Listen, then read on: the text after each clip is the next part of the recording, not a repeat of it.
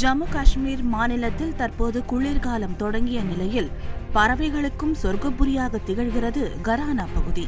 India Pakistan எல்லையில் RS புராவில் உள்ள கரானா எனும் பகுதி சதுப்பு நிலங்கள் நிறைந்ததாகும். இந்த பகுதியில் தற்போது அதிக அளவிலான வெளிநாட்டு பறவைகள் தங்கி இனப்பெருக்கம் செய்வதற்காக குவியத் தொடங்கியுள்ளன.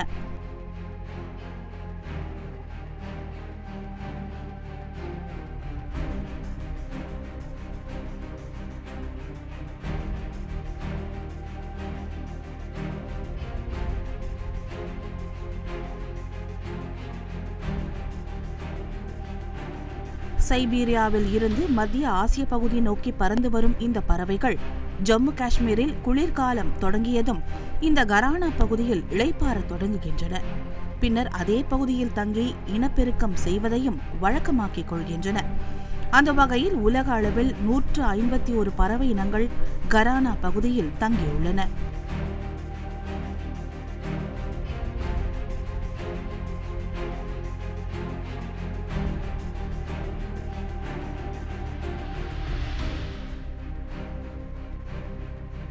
கரானா பகுதியில் குவிந்துள்ள வெளிநாட்டு பறவைகளை காண ஏராளமான சுற்றுலா பயணிகளும் ஆர்வத்துடன் வருகை புரிகின்றனர். கடந்த ஆண்டு இதே டிசம்பர் மாதத்தில் சுமார் 14,000 பறவைகள் வருகை புரிந்ததாகவும் இந்த ஆண்டு பறவைகளின் எண்ணிக்கை இதைவிட அதிகமாக இருக்கும் என்றும் அதிகாரிகள் தெரிவித்தனர்.